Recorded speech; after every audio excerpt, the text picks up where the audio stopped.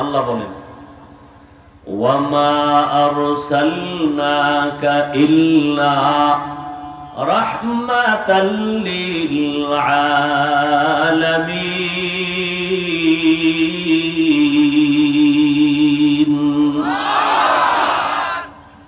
আচ্ছা, এখানে কি বলছেন দেখেন আল্লাহর কথা।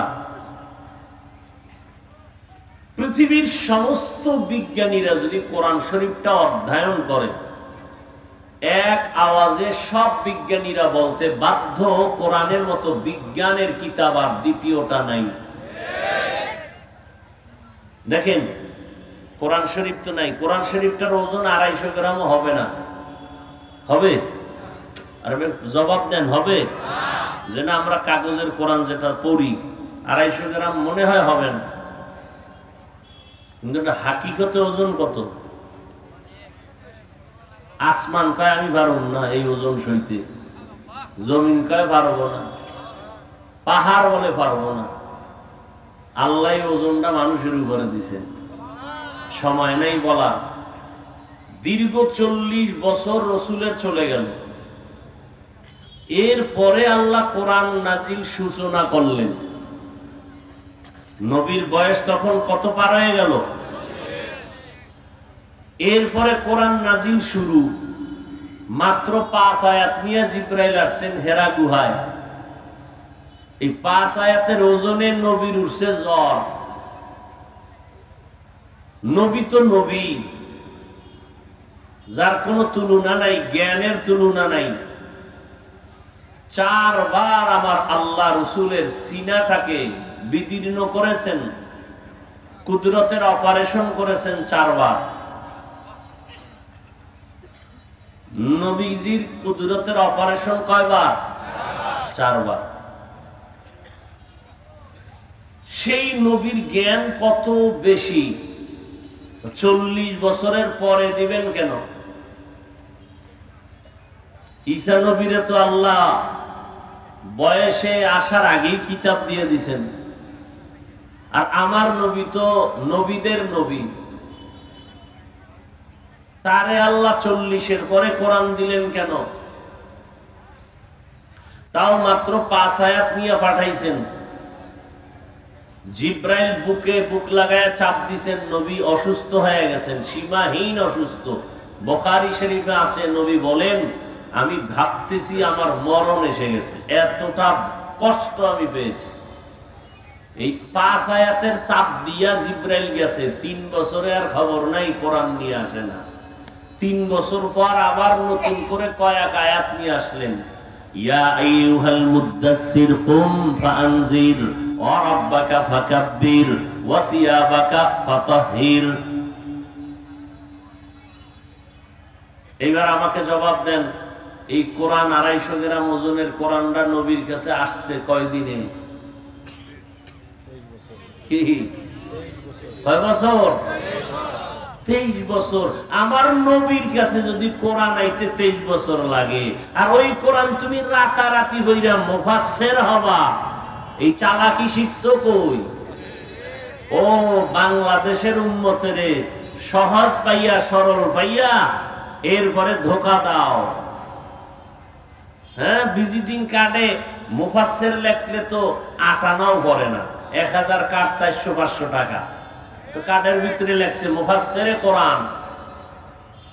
এত সোজা মুফাসসির হওয়া? বাংলাদেশের মানুষ কলিজা দিয়ে আলেমকে মহব্বত করে, নাইলে জুতার বাড়ি দিয়ে কত আগে তাড়াইয়া দিত। বাংলাদেশের মানুষ, আমি তো বলি সারা দুনিয়া ঘুরো, ঘুইরা এসে বলবা বাংলাদেশ এখনো জান্নাতের বাগান। এই যে শিল্পী গানের, ওরা কানতেছে, দোয়া ইউজ করতেছে, ও গানের প্যান্ডেলে মানুষ নেই, সব অজের। মাগরিবের পরে ওয়াজ হইব, এইটা আরো 10-15 বছর আগে কেউ কল্পনা করত যে মাগরিবের পরে ওয়াজ হইবে আর সেই ওয়াজে মানুষ বসবে? আপনাদের এই সমস্ত অঞ্চলে আগে আসলে প্রধান বক্তাকে 12টার আগে দিত না, 2টায় বসাইতো, সারা রাত মানুষ এসা বইরা খাইয়া শীতের মধ্যে ল্যাপ কম্বল লইয়া এরপর আইয়া এই খেতে বইতো। আর আজকে মাগরিবের আগে ভরপুর। আল্লাহ আপনাদেরকে জান্নাত দান করুন। আমাদের ভুলটাকে আপনারা ভুল মনে কইরা ভাগাভাগি করবেন না, পিছনে পিছনে সমালোচনা করবেন না। এমনি আলহামদুলিল্লাহ আমরা আলেমরা পারি না, কথা বলেন। কোন আলেমরা আলহামদুলিল্লাহ পারেন এরকম আছে? নামাজে দাঁড়াইলে মাঝে মাঝে আলহামদুলিল্লাহ ভুললে যায়। হয়নি? ভুল হয়নি কেন? এটা তো বলার কথা না, আপনিও পারেন। আল্লাহ মাঝে মাঝে ভুল করাইয়া কয়, এই অহংকার বেড়ে গেছে, এবার টের পাসনি? উম্মতের সামনে ভুলটা ধরা পড়ার পরে কেমন লাগে? অহংকারী থামা। হায় হায়। তো আল্লাহ কি বললেন? ও নবী, আমি আপনাকে পাঠাই নাই দুনিয়ায়। হ্যাঁ পাঠাইছি রহমত করে। ডাইরেক্ট বললেই তো হইতো, আপনাকে রহমত করে পাঠাইছি।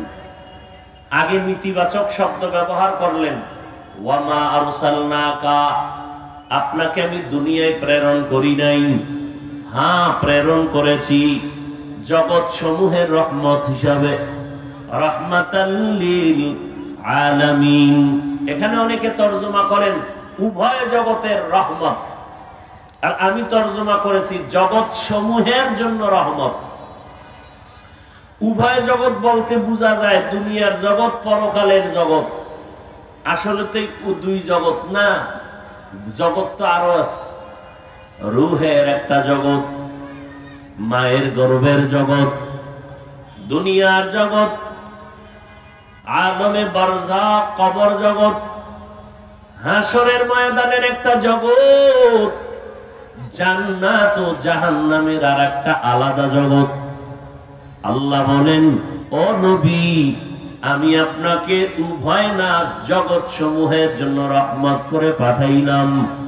আপনি হলেন রাহমাতুল লিল আলামিন, আর আমি আল্লাহ হলাম রব্বুল আলামিন। গোটা জগৎ সমূহের জন্য আমি রব, আপনি রহমত। আমার নবী রূহের জগতের জন্য রহমত, মায়ের গর্ভের জগতের জন্য রহমত, মায়ার নবী দুনিয়ার জন্য রহমত, কবর জগতের জন্য নবী রহমত, হাসরের জগতের জন্য আমার নবী রহমত, জান্নাত জাহান্নামের জগতে আমার নবী রহমত। কেমনে রহমত? ভিন্ন ভিন্ন আলোচনা। দুনিয়ার জগৎটা নিয়ে একটু সামান্য কথা বলি।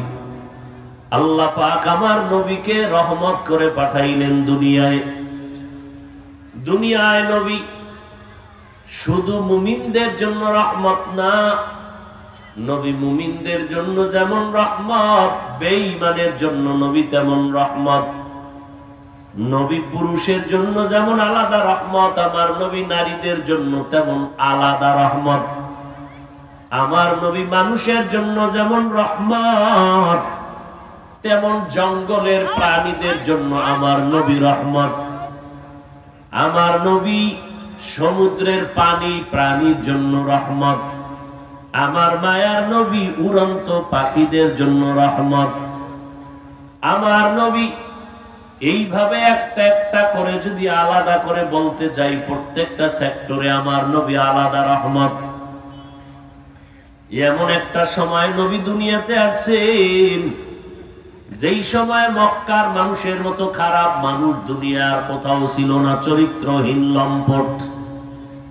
এতটাই তারা খারাপ, জমিনের মধ্যে তারা এতটা খারাপ, আপন বাবা হইয়া তার আপন কন্যাকে জ্যান্ত দাফন করে, মেরে ফেলে, জবাই করে।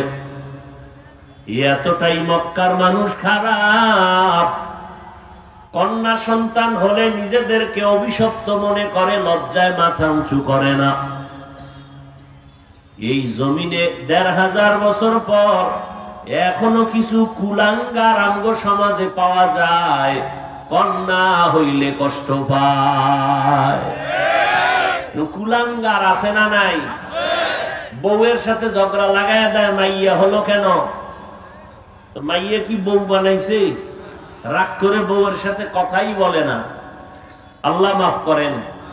অথচ নবী, রহমতের নবী, শ্রেষ্ঠ নবী, সারা জিন্দেগি শুধু গুণগান চলছে চলছে চলছে, লেখক লেখতেছে, কলম শেষ, মরে গেছে, হায়াত শেষ, লেখা শেষ হয় নাই। সেই নবী কাফের মুশরিকরা মক্কায় ঘুরে আর কয় মুহাম্মদের ছেলে নাই, মুহাম্মদের নির্বংশ, মরে গেল, ওর বংশ রক্ষা হবে না, কেউ ওর নাম নিবে না।